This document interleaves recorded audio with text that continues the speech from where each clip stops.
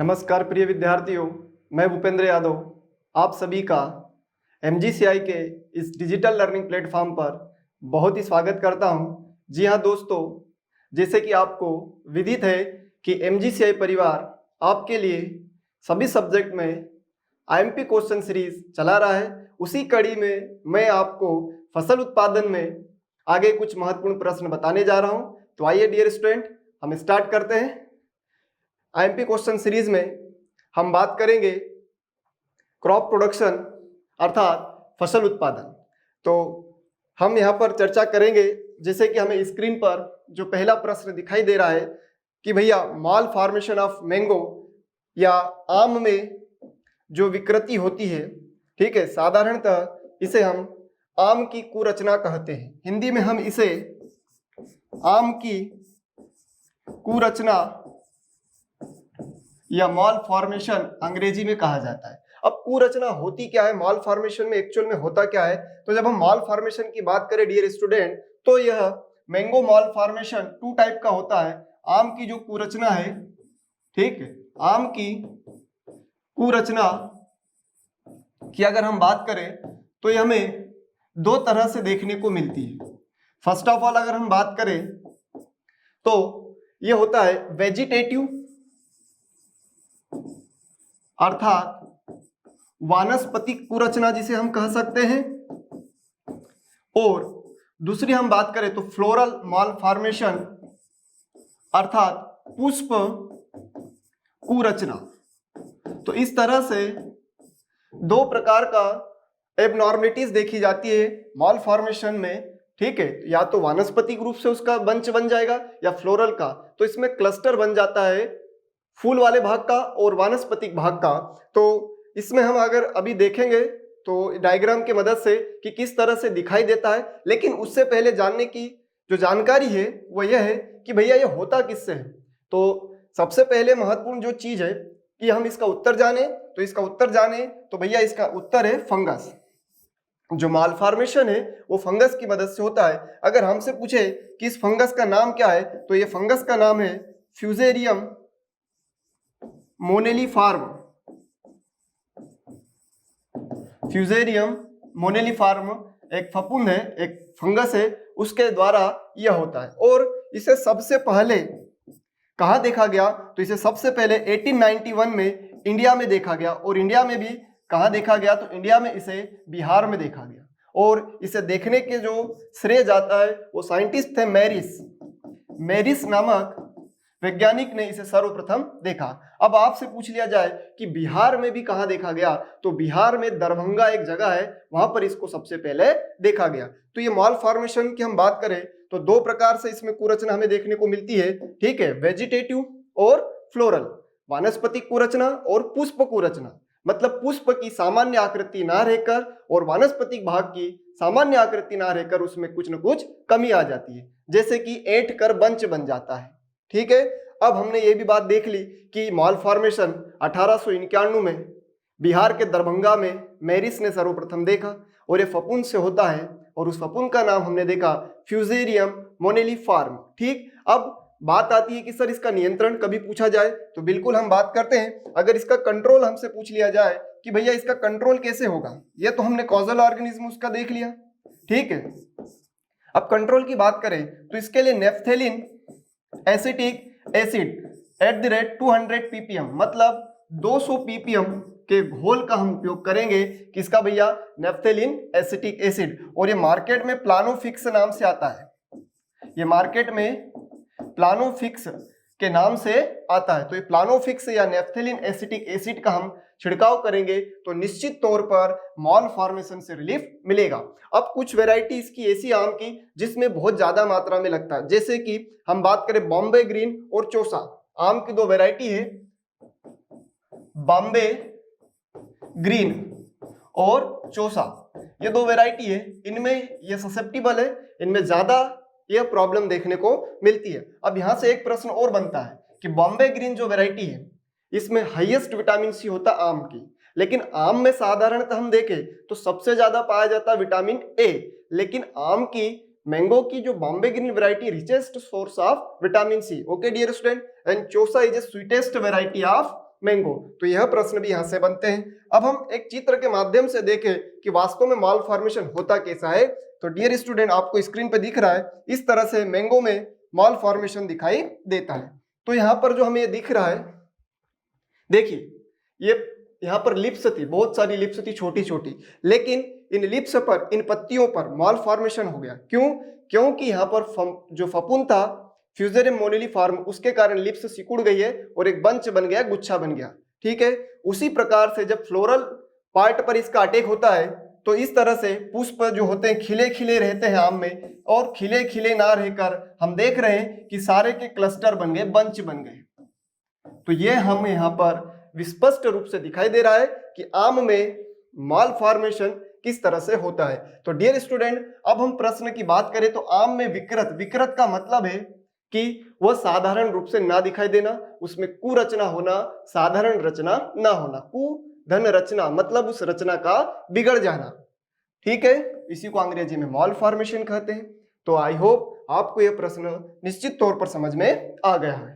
ठीक है भैया, अगला प्रश्न है, बहुत महत्वपूर्ण प्रश्न है, यहां से भी प्रश्न एग्जाम में बनते हैं हर वर्ष। चलो तो देखते हैं। एक प्रकार का संचरण जिसमें प्रोपोग्यूल, प्रोपोग्यूल का मतलब क्या है? प्रोपोग्यूल का मतलब है वह प्लांट पार्ट जो यूज किया जाएगा फॉर द प्रोपोगेशन, मतलब प्रसारण के लिए उपयोग होने वाला पौधे का भाग ही प्रोपोग्यूल कहलाता है, जो अपने मात्र पौधे से जुड़ा रहता है। अब भैया मात्र पौधे से जुड़ा रहता है तो ऐसा दो कंडीशन में होता है, एक तो लेयरिंग में होगा और एक ग्राफ्टिंग में होगा।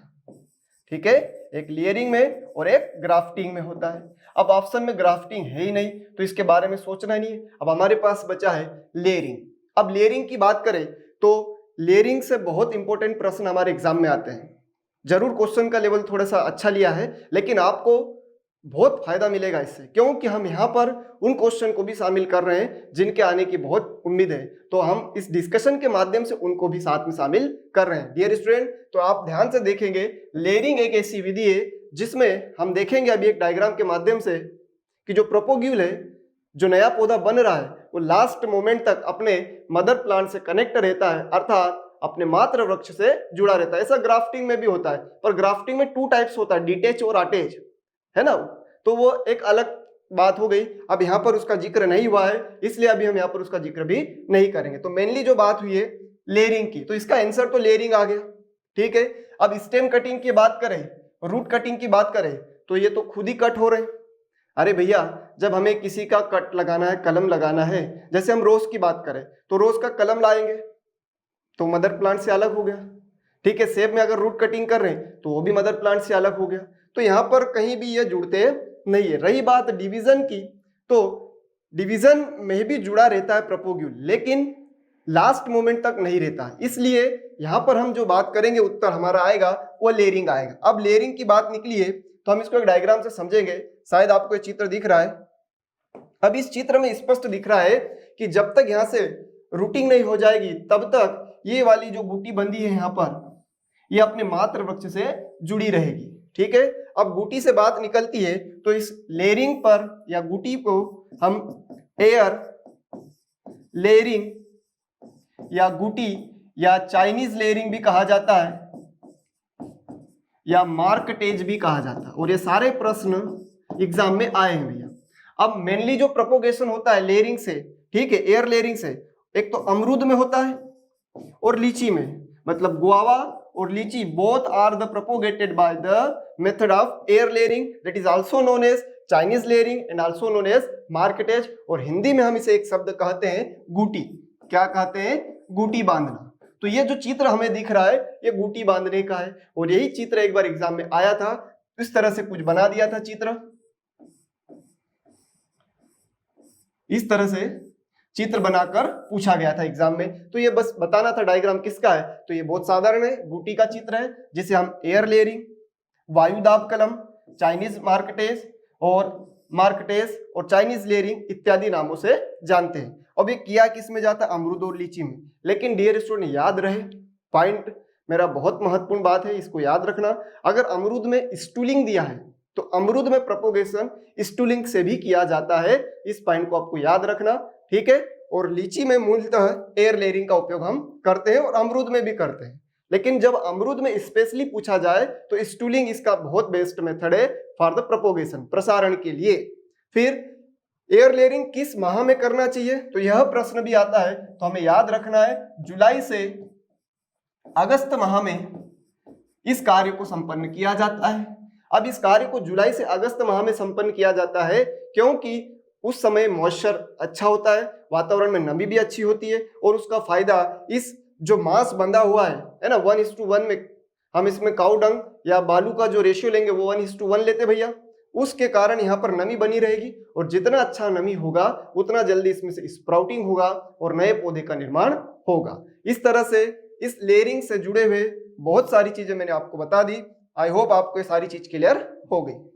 अगला प्रश्न है, बहुत महत्वपूर्ण प्रश्न है, एक प्रोसेस है गिरडलिंग, ठीक है। इसमें हम बार्क को रिमूव करते हैं ताकि CN अनुपात बढ़ जाए और जैसे CN अनुपात इंक्रीज होता है तो स्वीटनेस और फ्रूट ऑफ साइज इंक्रीज होता है, अर्थात फल मीठे हो जाते हैं और उनका आकार बढ़ जाता है। और स्पेशली यह किया जाता है ग्रेप्स में। किस में किया जाता है, तो हम बताएंगे यह प्रोसेस किया जाता है अंगूर में, ठीक। क्यों, क्योंकि इससे मीठे व बड़े आकार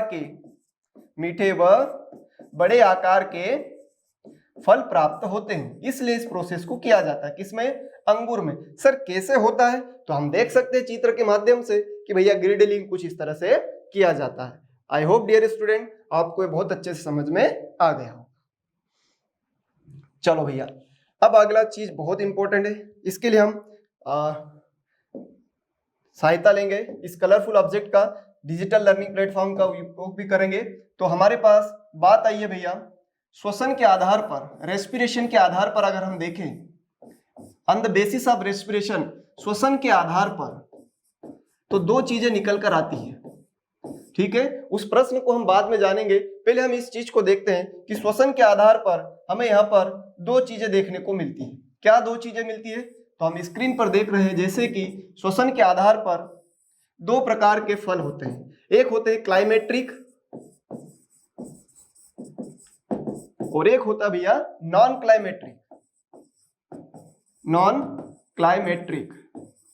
अब क्लाइमेट्रिक और नॉन क्लाइमेट्रिक का क्या मतलब है, अगर हम इसका नाम हिंदी में जानेंगे तो काफी डिफिकल्ट होता है और याद भी नहीं रहता है, इसलिए आपसे मेरा रिक्वेस्ट है कि इनको अंग्रेजी में याद रखें, क्लाइमेट्रिक और नॉन क्लाइमेट्रिक। बहुत आसान है, किसके आधार पर बांटा गया, श्वसन के आधार पर। अब क्लाइमेट्रिक फ्रूट की हम बात करें तो श्वसन वाले जो फल है इनमें क्या होता है, तो श्वसन वाले फलों की हम बात करें, इनमें हार्वेस्टिंग, आफ्टर हार्वेस्टिंग, तोड़ने के बाद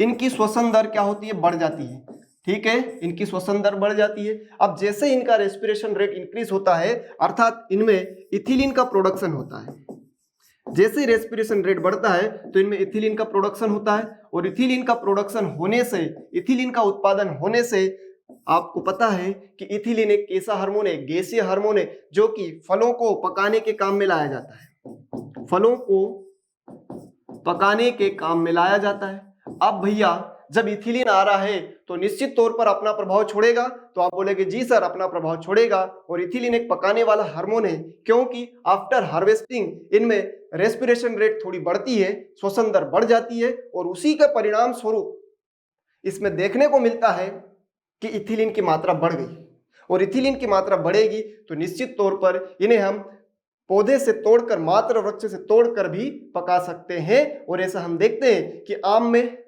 हम आफ्टर हार्वेस्टिंग पका सकते हैं, बनाना को पकाया जाता है कैल्शियम कार्बाइड से, अंगूर को, ठीक है, फिर चीकू को आपने देखा होगा, चूना लगाकर हम पका सकते हैं, कस्टर्ड एप्पल, सीताफल को। तो वे सारे फल, इन्हें याद रखने की मैं बहुत आसान सी बात आपको बताता हूं, वे सारे फल जो हमें साधारणतः मार्केट में आसानी से दिखाई दे और ट्रॉपिकल होंगे सारे, जैसे कि हम साधारण फलों की बात करें तो आम हम सब खाते हैं, है ना, पपीता हो गया, केला हो गया, ठीक है, फिर उसके बाद अगर हम बात करें तो चीकू हो गया। तो ऐसे फल जो हमारे डेली हैबिट में आते हैं। अब अपवाद भी रहते हैं, ठीक है, तो अपवाद में पीच, प्लूम, इन्हें हम जनरली नहीं खाते, ठीक है, पर वह भी क्लाइमेट्रिक ही है। अब इसको याद रखने की एक बात यह रहे कि वे फल जिन्हें हम तोड़कर पका सकते हैं वे सारे के सारे क्या हो जाएंगे, क्लाइमेट्रिक। एक बात याद रखना, ठीक है। और आप जब इस लाइन को याद रखोगे तो 4 ऑप्शन में आप निश्चित तौर पर क्लाइमेट्रिक का चयन कर पाओगे कि वे फल जिन्हें हम तोड़कर पका सकते हैं। और इन जनरली हमने बचपन में देखा भी है ना, मैंगो को हम देखते थे गेहूं के भूसे में या धान के पुआल में छुपा देते थे, वो पक जाते थे। ऐसे ही हमने बहुत सारे प्रयोग किए बचपन में, उसी बात को हम यहाँ पर याद रख सकते हैं और उसी से इसका उत्तर हमें बहुत आसानी से मिल जाएगा और याद भी रहेगा, कभी भी गलत उत्तर नहीं होगा, क्योंकि बहुत कंफ्यूजन होता है। आज शायद आपका कंफ्यूजन दूर हो गया होगा, ठीक है डियर स्टूडेंट। और सबसे ज्यादा इथिलीन का जब हम देखें इसमें तो किस फल में होता है, तो इथिलीन का सबसे ज्यादा प्रोडक्शन होता है एप्पल में। ये भी पूछा हुआ प्रश्न है, तो सेब में सबसे ज्यादा इथिलीन का प्रोडक्शन होता है, तो ये पॉइंट हमें याद रखना है। तो ये सारी कहानी हो गई भैया क्लाइमेट्रिक की। अब नॉन क्लाइमेट्रिक की हम बात करें तो नॉन क्लाइमेट्रिक में क्या कंडीशन होगी सर, तो बहुत आसान है भैया। जब हम नॉन क्लाइमेट्रिक की बात करें तो नॉन क्लाइमेट्रिक में क्या होगा डियर स्टूडेंट, इन फलों को तोड़ने के बाद हम पका नहीं सकते, ठीक है। क्यों नहीं पका सकते, क्योंकि तोड़ने के बाद इनकी श्वसन दर घट जाती है, इसलिए इनमें इथिलीन नहीं बनेगा, और जब इथिलीन नहीं बनेगा तो नहीं पकेंगे। उदाहरण के लिए आप सबसे महत्वपूर्ण एग्जाम्पल हम देखें तो ग्रेप्स, अंगूर। आपने देखा होगा भैया, घर पर अंगूर लाए तो खट्टे ही रहेंगे, वो गल जरूर जाएंगे लेकिन उनमें चेंज ऑफ कलरनेस आपको नहीं मिलेगी, ठीक है। ग्रेप्स हो गया, अनार हो गया, ये भी आपको वैसा का वैसा ही मिलेगा, और ये जल्दी खराब भी नहीं होते, और ये जल्दी खराब हो जाते हैं। क्यों जल्दी खराब हो जाते हैं, क्योंकि इथिलीन इनमें बढ़ रहा है और उसको खराब कर देगा, लेकिन यहाँ पर इथिलीन बनेगा ही नहीं, तो ये जल्दी से खराब भी नहीं होते। और इसमें एक और बहुत शानदार चीज याद रखना, लगभग खट्टे फल इसी में आते हैं, जिनको हम खाएंगे खट्टा टेस्ट आता है। ऐसा कोई ट्रिक नहीं है, ऐसा कोई लॉजिक नहीं है, बस याद रखने की हम बात करें तो हम ऐसे भी हमारे दिमाग से उस ऑप्शन को टिक कर सकते हैं। तो जितने भी खट्टे फल लगभग होंगे सब इधर ही आएंगे। क्यों, क्योंकि उसमें सिट्रिक एसिड है, और सिट्रिक एसिड है तो इथिलीन नहीं बनेगा, सीधी सी बात है। तो ग्रेप्स हो गया, पोमीग्रेनेट हो गया, अनार हो गया, आपका स्ट्रॉबेरी हो गया, ठीक है, आपका बेर हो गया, चेरी हो गया, ये सारे के सारे फल इसी में आएंगे भैया, ये सारे के सारे फल इसी में आएंगे, चाहे हम बेर की बात करें चाहे हम चेरी की बात करें, ठीक है भैया। तो ये कुछ इंपॉर्टेंट चीज थी जो मैंने आपको बता दी, और इस आधार पर ही अब हम अगले प्रश्न का एनालिसिस करेंगे। आई होप, मैं उम्मीद करता हूं कि आपको ये सारी बातें क्लियर हो गई होगी, और इसी आधार पर, श्वसन के आधार पर ही हम अगले प्रश्न का उत्तर जानेंगे। आइए डियर स्टूडेंट, हम बात करते हैं कि निम्नलिखित में से कौन सा एक जनन निवृत्त फल है। अब देखो भैया, उसकी हिंदी बहुत क्लिष्ट लिखी है ना, और अंग्रेजी में हम देखें is a following A climacteric fruit. अब हमें बताना है कि कौन सा क्लाइमेट्रिक फल है, मतलब जिन्हें हम आसानी से तोड़कर पका सकते हैं। तो आप बोलोगे सर हमें तो एक ही फल ऐसा दिख रहा है जो साधारणतः हमें ठेलों पर दिखाई देता है, जिसे हम तोड़कर पका सकते हैं। और हमने बात की है कई बार जब हमने हॉर्टिकल्चर पढ़ा है कि भैया केले को पकाने के लिए धुआं दिया जाता है या कैल्शियम कार्बाइड से पकाते हैं, तो पकाने की बात तो सिर्फ इसी के साथ होगी, निश्चित तौर पर उसी के साथ होगी। और ऑप्शन में देखो, जो मैंने आपको बोला था ट्रिक, कि जो खट्टे फल होते हैं वो नॉन क्लाइमेटिक में चले जाते हैं। स्ट्रॉबेरी भी खट्टा होता है, नींबू भी खट्टे होते हैं, और अंगूर भी खट्टे होते हैं, ठीक है। तो इस परिस्थिति में ये तीन जो हमें दिख रहे हैं, कौन कौन, ए, बी और डी, ये सब है भैया नॉन क्लाइमेट्रिक फ्रूट। ये कैसे हो गए, नॉन क्लाइमेट्रिक। और हमें बात करना है किसकी, क्लाइमेट्रिक की बात करना है। हमें बात किसकी करना है, क्लाइमेट्रिक की। तो केवल और केवल बनाना की हम बात करें तो ये क्लाइमेट्रिक बचता है। तो बहुत आसान तरीके से आप यहां से उत्तर अपना ढूंढ सकते हैं। और इस चित्र के माध्यम से हम देखें, जैसे कि एप्पल सबसे ज्यादा मात्रा में इथिलीन का प्रोडक्शन होता है, ठीक है। उसके बाद बनाना, प्लूम जिसे आलू बुखारा कहते हैं, ठीक है। उसके बाद इधर नॉन क्लाइमेट्रिक में हम बात करें तो मैंडारिन है, स्ट्रॉबेरी है, चेरी है, ग्रेप्स, ये सारे के सारे कैसे भैया, ये सारे के सारे नॉन क्लाइमेट्रिक है, ऊपर वाले क्लाइमेट्रिक फ्रूट है। ओके डियर स्टूडेंट, तो काफी हद तक मैंने आपको ये ऑप्शन सहित क्लियर कर दिया। चलिए अब अगली बात आ रही है, यह भी बहुत महत्वपूर्ण प्रश्न है, ठीक है, कि भैया किसमें सबसे ज्यादा मात्रा में विटामिन सी का प्रोडक्शन होता है, ठीक है। प्रश्न ये बोल रहा है कि सबसे ज्यादा विटामिन सी का प्रोडक्शन किसमें होता है। तो हम एक श्रृंखला में याद रखेंगे, यहां से हमें सारा याद हो जाएगा, ठीक है। तो सबसे ज्यादा होता है बारबाडोस चेरी में सबसे ज्यादा विटामिन सी जो होता है वो होता है बारबाडोस चेरी में। इसी को इंडियन वेस्टर्न चेरी भी कहा जाता है, ठीक है, इंडियन वेस्टर्न चेरी, ठीक है। और इसके बाद जो विटामिन सी देखने को मिलता है आंवला में, एनोला में, ठीक है। उसके बाद अगर हम देखें तो इसके बाद जो देखने को मिलता है वह मिलता है अमरूद, जिसे हम गुआवा कहते हैं, ठीक है भैया, अमरूद। अब बात करें तो सर इसमें कितनी क्वांटिटी होती है, तो इसमें जो क्वांटिटी होती है वो 1400 मतलब 1400 mg पर 100 ग्राम, ठीक है भैया, पर 100 ग्राम। मतलब अगर 100 ग्राम बारबाडोस चेरी हमने खाई है तो उससे हमें 1400 mg विटामिन सी मिल जाएगा। और आंवला से, तो आंवला से मिलता भैया 600 mg पर 100 ग्राम। और अगर उसी क्रम में हम अमरूद की बात करें तो इससे मिलता है डियर स्टूडेंट 260 से 300 मिलीग्राम पर 100 ग्राम, ठीक है। तो अगर अमरूद हमने 100 ग्राम खाया तो इतना विटामिन सी मिलेगा, अगर आंवला 100 ग्राम खाया तो इतना विटामिन सी मिलेगा, और बारबाडोस चेरी खाई तो इतना विटामिन सी मिलेगा। तो यहाँ पर मैंने मात्रा सहित लिख दिया है। सीक्वेंस से भी पूछा जा सकता है, कभी कभी सीक्वेंस पूछा जाता है। अगर आंवला की बात निकली है तो एक चीज याद रखना, इसे इंडियन गोसबेरी कहते हैं, है ना। प्रश्न आता है कि इंडियन गोसबेरी किसे कहा जाता है, ठीक है। तो इंडियन गोसबेरी एनोला को कहा जाता है, याद रखना। सर आंवला को इंडियन गोसबेरी कहा जाता है, हाँ बेटा। सर बारबाडोस चेरी को, तो बारबाडोस चेरी को क्या कहा जाता है, इंडियन वेस्टर्न चेरी। सर अमरूद को, अरे भैया अगर हम गुआवा की बात करें तो गुआवा को एप्पल ऑफ ट्रॉपिक्स कहा जाता है, एप्पल ऑफ ट्रॉपिक्स कहा जाता है, ठीक है। उष्ण का सेब अगर हम हिंदी में कहें, इसे उष्ण का सेब कहा जाता है, एप्पल ऑफ ट्रॉपिक्स। तो ये कुछ इंपॉर्टेंट बातें हैं जो कि समय समय पर हमारे BHU, CPAT, ICR और अन्य एग्रीकल्चर एग्जाम में पूछी गई है। तो डियर स्टूडेंट, आई होप आपको ये सारी चीजें क्लियर हो गई होगी। अब हम बात करेंगे हमारे प्रश्न की। तो प्रश्न क्या कहना चाह रहा है, आइए देखते हैं। प्रश्न ये कहता है कि निम्नलिखित में से विटामिन सी की मात्रा सबसे ज्यादा किसमें होती है, सबसे बड़ा स्रोत कौन है।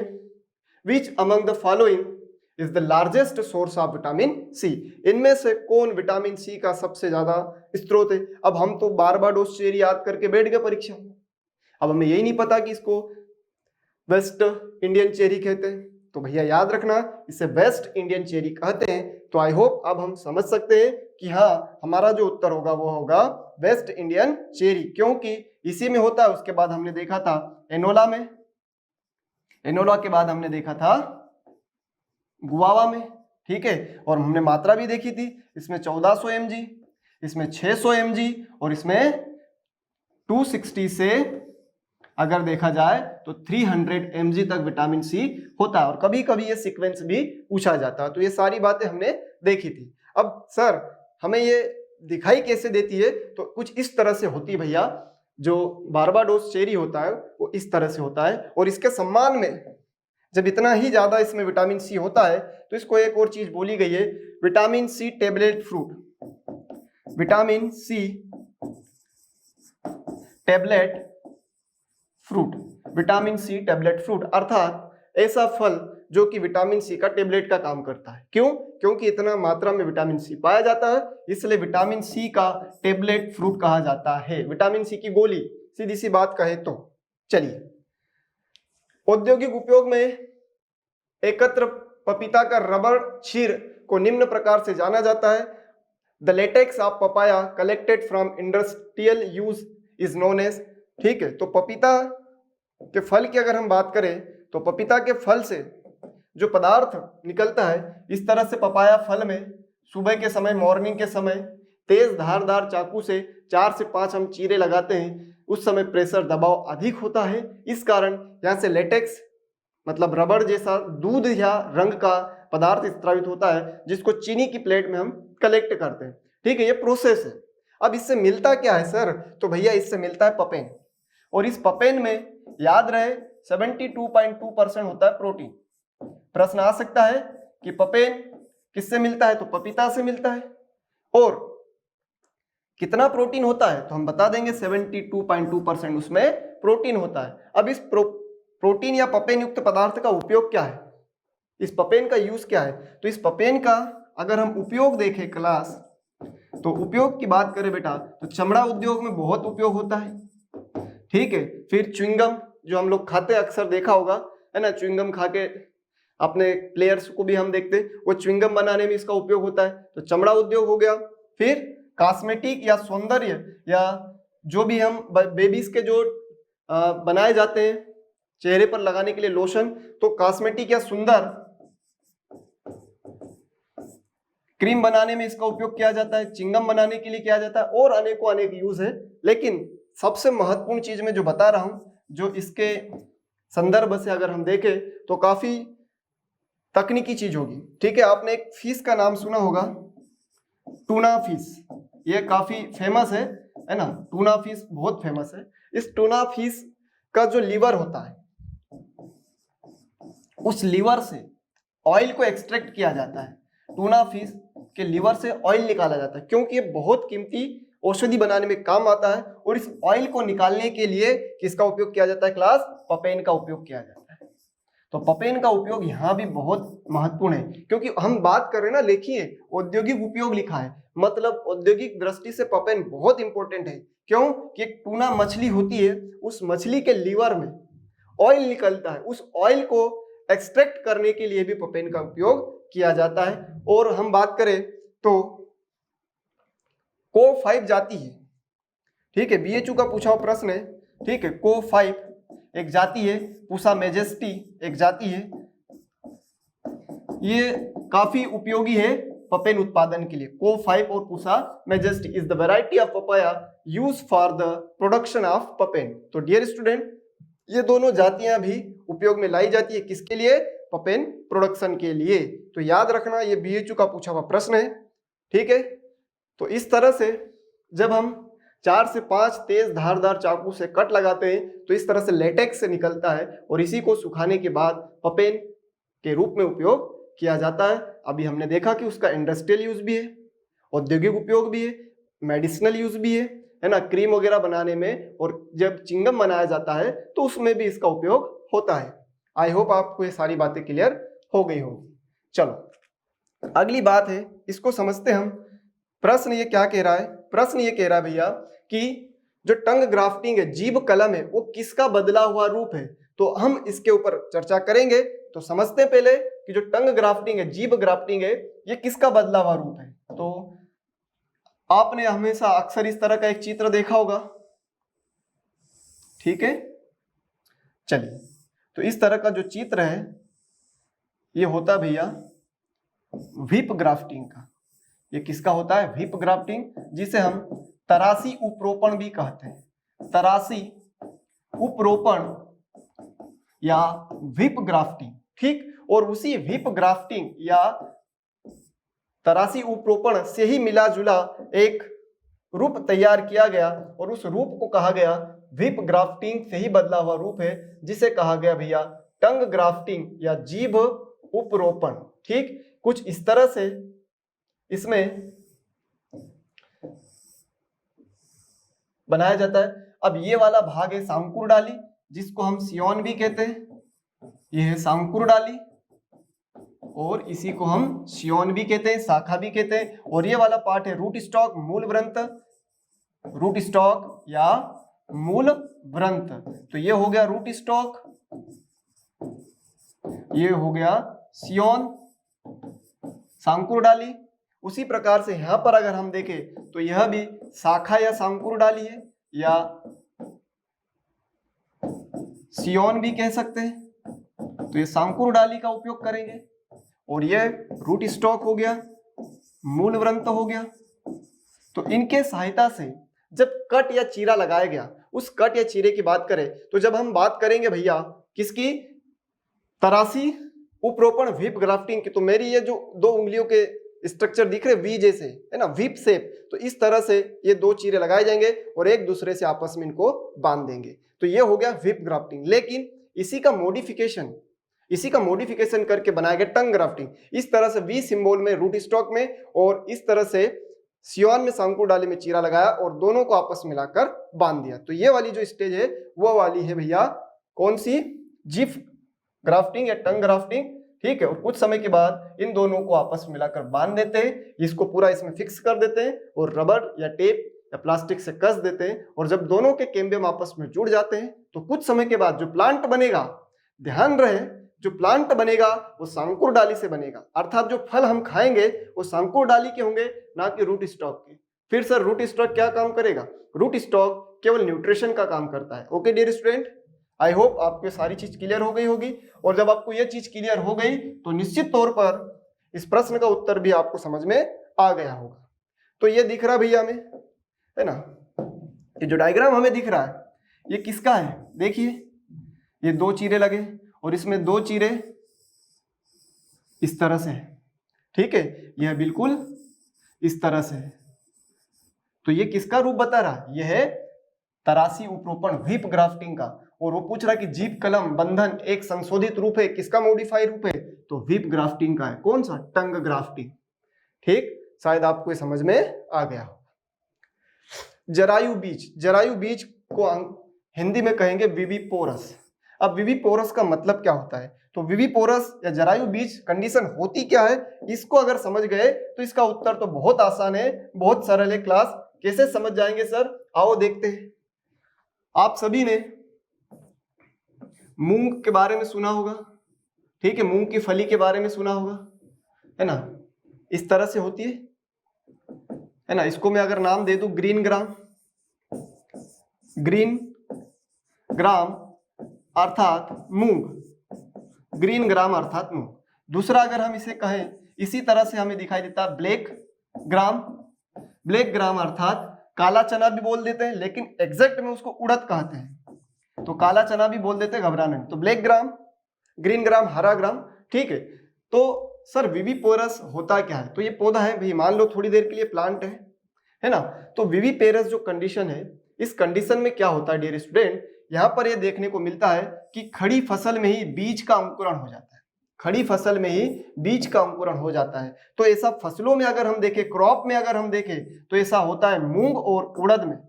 हम देखते हैं कि बारिश के मौसम में किसान समय पर हार्वेस्टिंग नहीं कर पाता और तेज बारिश हो रही है, तो उस परिस्थिति में ऐसा देखने को मिलता है कि खड़ी फसल में ही अंकुरण हो गया, उस कंडीशन को बोलते हैं विविपेरस। तो ऐसा फलों में देखे तो ऐसा होता है कटहल में, जैक फ्रूट में, और अगर फसलों में हम देखें तो ऐसी कंडीशन देखने को मिलती है ग्रीन ग्राम में। और यहीं से क्वेश्चन और आता है, ऐसा कीट कौन सा है, ऐसा इंसेक्ट कौन सा है जो कि अंडे ना देकर बच्चे देता है। इसलिए मैं बता रहा हूं, बहुत महत्वपूर्ण चीज है, सरसों का आरा मक्खी, आपने सुना होगा सरसों का आरा मक्खी, मस्टर्ड साफ्लाई कहते हैं, यह भी विविपेरस नेचर का होता है। यह अंडे ना देकर बच्चों को जन्म देता है और सरसों का बहुत फेमस इंसेक्ट है, पूछे जाने के चांस रहते भैया। सरसों का आरा मक्खी मस्टर्ड साफ्लाई के नाम से आता है। तो भैया अगर खड़ी फसल में ही उसके फल से ही अंकुरण हो जाता है तो उस घटना को हम बोलते हैं विविपेरस। जैसे कि जैक फ्रूट, कटहल की बात करते हैं, जर्मिनेट हो जाता है और जर्मिनेट होकर उसका सीड फल से जुड़ा रहता है, उसी कंडीशन को साइंटिफिक या वैज्ञानिक रूप से विविपेरस कहा जाता है, ठीक है। और ये विविपेरस की हम बात करें, ये रहा, और एग्जाम्पल है कटहल, ठीक है। सीड की अगर हम बात करें तो पपाया का प्रसारण सीड से जरूर होता है, इसका जो प्रोपोगेशन है पपाया का वो सीड से होता है, बीज द्वारा होता है। याद रखना, पपीता का प्रसारण बीज से होता है, साधारणतः 500 ग्राम बीज हम लेते हैं। आम में विनियर ग्राफ्टिंग और इनार्चिंग, और सेब में hard would cutting, hard would cutting का उपयोग होता है। तो ये सारे प्रश्न आते हैं, इसमें विनियर ग्राफ्टिंग और इनार्चिंग की बात होती है प्रसारण के लिए, इसमें बीज का, और इसमें हार्ड वुड कटिंग। और यहाँ पर प्रश्न पूछा गया था विविपेरस सीड, तो विविपेरस सीड किसमें होता है, जैक फ्रूट, कटहल में। इसे शाकाहारियों का मांस भी बोलचाल की भाषा में कह दिया जाता है, ठीक है डियर स्टूडेंट। चलिए आगे बढ़ते हैं, हम अगले प्रश्न पर चले भैया। पार्थिनोकार्पी की बात आती है ना, कि प्रश्न कहता है कि निम्नलिखित में से कौन सी स्थिति थॉमसन सीडलेस अंगूरों में बीज ना होने का कारण है। सबसे पहले तो दो तीन चीजें यहाँ पर बहुत कंफ्यूजिंग करती है, और ये दोनों तीनों शब्द हमेशा साथ साथ चलते हैं और ऑप्शन में भी बिल्कुल मिलेंगे आपको। तो वो मैं डाउट आपका दूर कर देता हूं। पहला आप सुनोगे एक एपोमिक्सिस, जिसे हम असंग जनन भी कह देते हैं, हिंदी में उसे असंग जनन कहते हैं। Development of seed without fertilization, अर्थात बिना निषेचन के बीज बनना, बिना निषेचन के बीज बन जाते हैं, उस कंडीशन को हम कहते हैं एपोमिक्सिस या, ठीक है, असंग जनन। एपोमिक्सिस या असंग जनन, जब बीज बने लेकिन बिना निषेचन के बन जाए, without fertilization development of seed is known as apomixis. Sir ये बात समझ में आ गई। फिर सर ऐसी भाषा में लिखता है पार्थेनोकार्पी के बारे में, बिल्कुल पूछता बेटा पार्थेनोकार्पी के बारे में कि बिना निषेचन के फल बनना, मतलब development of fruit without fertilization is known as parthenocarpy. अर्थात यूं कहे कि development of fruit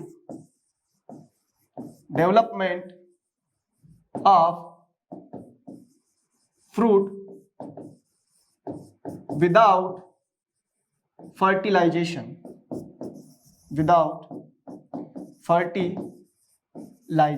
is known as parthenocarpy.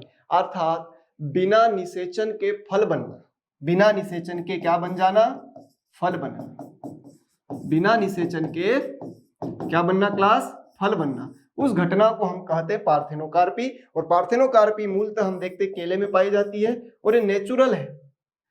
केले में पार्थेनोकार्पी नेचुरल है, जेनेटिकली केले में पार्थेनोकार्पी नेचुरल है, ठीक है, जेनेटिकली ईश्वर ने उसको ऐसा बोला जाता है। तो प्रश्न ये भी आता है कि नेचुरल पार्थेनोकार्पी किसमें पाई जाती है, तो नेचुरल पार्थेनोकार्पी पाई जाती है बनाना में, याद रखना। फिर प्राकृतिक रूप से बनाना ट्रिप्लॉइड भी होता है, ठीक है। खेती योग्य केला होता है द्विगुणित, त्रिगुणित, तो त्रिगुणित, और जंगली केला पूछा जाए तो द्विगुणित होता है, ठीक है। चलो जंगली पर ज्यादा ध्यान नहीं देना, खेती योग्य की हम बात करें तो ट्रिप्लॉइड का होता है 3n होता है, त्रिगुणित होता है खेती योग्य बनाना। अब हमारी बात करें काम की, ठीक है। स्टेनो स्पर्मोकार्पी, मतलब यहां पर भी इन दोनों के जैसा ही कुछ काम हो रहा है। क्या काम हो रहा है, इसमें फर्टिलाइजेशन तो होगा, स्टेनो स्पर्मोकार्पी में फर्टिलाइजेशन तो निश्चित तौर पर होगा, लेकिन जो साइज ऑफ सीड है, जो साइज ऑफ सीड है वो बहुत ही स्मॉल होता है या नहीं होता है, उस कंडीशन को कहा जाता है स्टेनो स्पर्मोकार्पी। इन दोनों में फर्टिलाइजेशन नहीं हो रहा, किसमें किसमें, असंग जनन और पार्थेनोकार्पी, इनमें निषेचन नहीं हो रहा है। एक में बीज बन रहा है, एक में फल बन रहा। असंग जनन में बीज बनता है और पार्थेनोकार्पी में फल बनता है, ठीक है।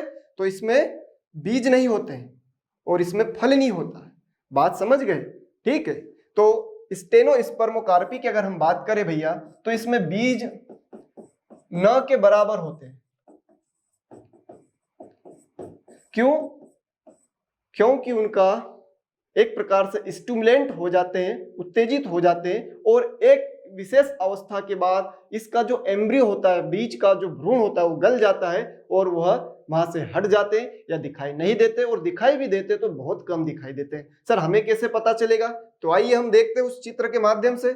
स्टेनो स्पर्मोकार्पी की अगर हम बात करेंगे तो देखिए भैया, ये रहा जो डायग्राम है स्टेनो स्पर्मेटोकार्पी की अगर हम बात करें तो ये देखिए बाकी में सीड आपको दिख रहे हैं, है ना। इसमें जो सीड है वो बहुत ही माइन्यूट हो गए, बहुत ही छोटे हो गए। इस तरह से हम कह सकते हैं कि इसमें फर्टिलाइजेशन तो होता है, स्पेशल लिखा है देखिए, नॉर्मल पोलिनेशन और फर्टिलाइजेशन तो होता है, लेकिन इसमें seed can be seen in the fruit, मतलब बहुत ही ऑफन ही, बहुधा ही इसमें बीज देखने को मिलता है। और ऐसा होता है अंगूर की एक जाति में जिसका नाम है थॉमसन सीडलेस, जैसा कि यहाँ पर लिखा है थॉमसन सीडलेस।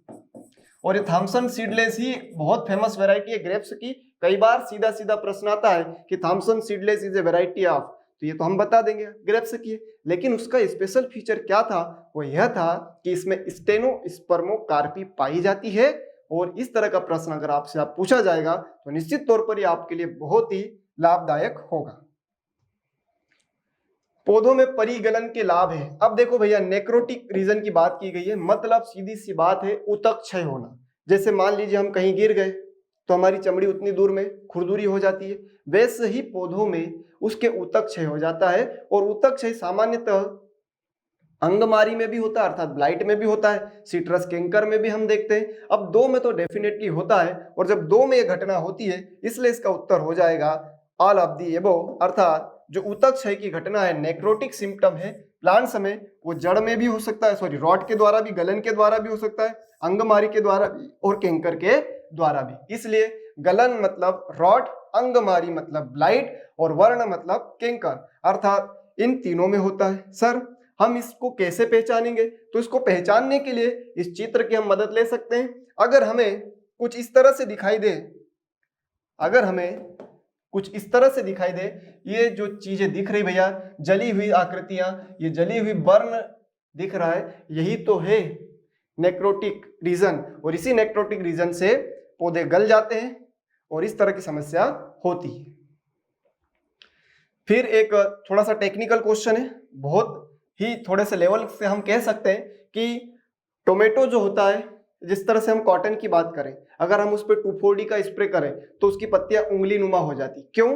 क्योंकि उसको प्रभाव को सहन नहीं कर पाती। टॉक्सिक इफेक्ट जो होता है 2,4-D का, वो कॉटन सहन नहीं कर पाता। उसी प्रकार से टोमेटो में भी होता था। तो टोमेटो में इन चीजों से बचने के लिए जीन पहुंचाए गए। तृणनाशक मतलब खरपतवारनाशी या रोधी ट्रांसजेनिक टमाटर को विकसित करने हेतु कौन से जीन का उपयोग किया गया? तो इसमें से जो सन्निविष्ट कराया गया, मतलब उसमें प्रवेश कराया गया, तो BX जीन को डाला गया। उसके साथ ही उसकी गति को बनाए रखने के लिए बार जीन का प्रयोग किया गया।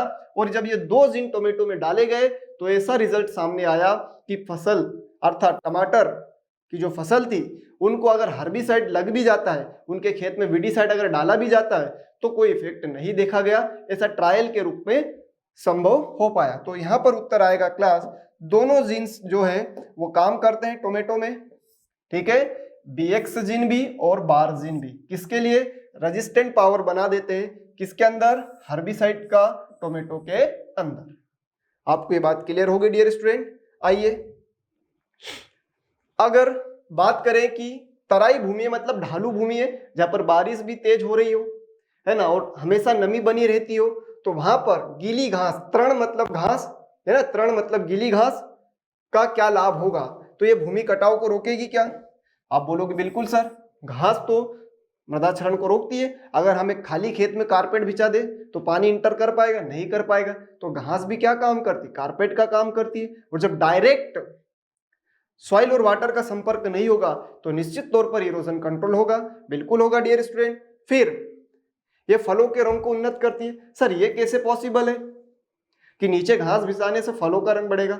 इसका थोड़ा सा लॉजिक ये है कि चारों ओर का जो एनवायरनमेंट होगा वो हमेशा कूल बना रहेगा, ठंडा बना रहेगा घास के कारण, और फलों की जो क्वालिटी होगी वो धूप और ठंड की अगर हम तुलना करें तो ठंड के समय में जो फल की क्वालिटी होती है वो ज्यादा अच्छी होती है। ठीक है, अगर बारिश की बात करें तो पुअर हो जाते हैं। क्यों? क्योंकि उनके अंदर पानी चला जाता है तो वेटरी हो जाते हैं, है ना, जलीय हो जाते हैं, इसलिए टेस्ट नहीं आता। इसी कारण मृग बहार जो होती है अमरूद की, वो ठंड वाली होती है और उसमें स्वादिष्ट फल होते हैं।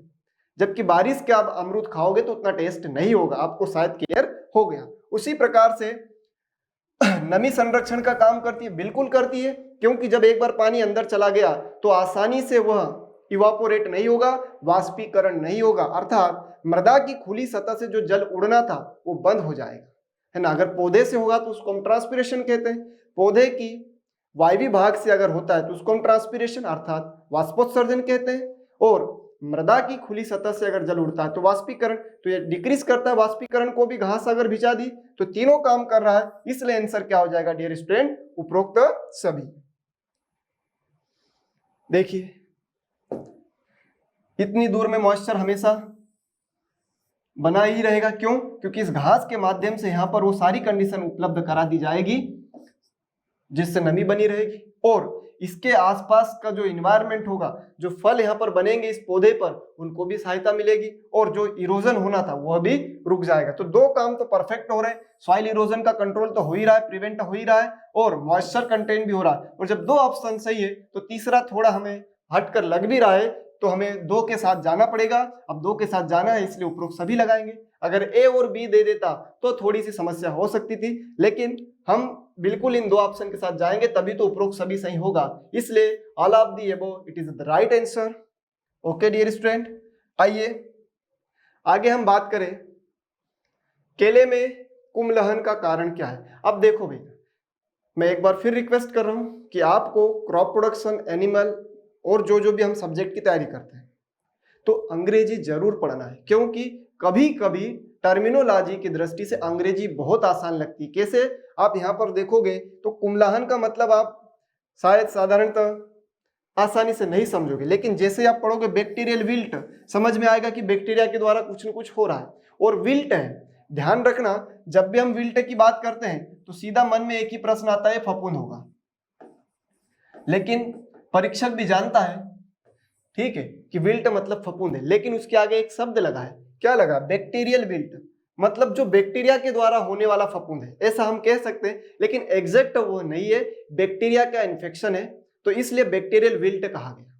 क्या कहा गया, बैक्टीरियल विल्ट कहा गया क्लास। इसलिए ध्यान रखना है, विल्ट हमेशा फफूंद से ही होते हैं सभी प्रकार में हम जब देखते हैं, लेकिन अपवाद वाले प्रश्न ही पूछे जाते हैं। अब यहाँ पर विल्ट को देखकर हम फफूंद नहीं लगा सकते, यहाँ पर उसके आगे लिखा बैक्टीरियल विल्ट, तो बनाना में जो बैक्टीरियल विल्ट होता है जिसे कुम्भलहन कहा जाता है, ये फफूंद से होता है, ऐसा हम कहेंगे तो गलत हो जाएगा, क्योंकि बैक्टीरियल विल्ट लिखा है, मतलब बैक्टीरिया के द्वारा होता है, याद रखना है। और उस बैक्टीरिया का नाम है स्यूडोमोनास सोल्वेनेसिरम। स्यूडोमोनास सोल्वेनेसिरम बैक्टीरिया से होता है, अर्थात A option is the right answer होगा, जो बनाना विल्ट है। और एक अन्य महत्वपूर्ण बात बताऊं तो जो बनाना विल्ट है, इस बनाना विल्ट की अगर हम बात करें तो इसे मोको डिसीज के नाम से भी जानते हैं। इसका नाम क्या है, मोको, ठीक है। इसका एक अन्य नाम है बैक्टीरियल विल्ट का moko disease, it is also known as moko disease. और ये जब भी हो जाता है तो पूरा फार्म इस तरह से डिस्ट्रॉय हो जाता है, ठीक है। तो सीगोट होगा, फिर पनामा विल्ट, बैक्टीरियल विल्ट, ये सब बहुत ही प्रमुख रोग है बनाना के। आई होप आपको ये सारी चीजें क्लियर हो गई होगी डियर स्टूडेंट। तो आज हमने थोड़े लेवल के प्रश्न, उन लेवल के साथ साथ बहुत सारी एक्स्ट्रा जानकारी भी पढ़ी, जो कि हमारे लिए आने वाली एग्जाम के लिए बहुत ही महत्वपूर्ण होगा, ठीक है डियर स्टूडेंट। आई होप आपको सारी चीज समझ में आ गई होगी। थैंक्स सभी को, बहुत बहुत धन्यवाद, मिलते हैं फिर।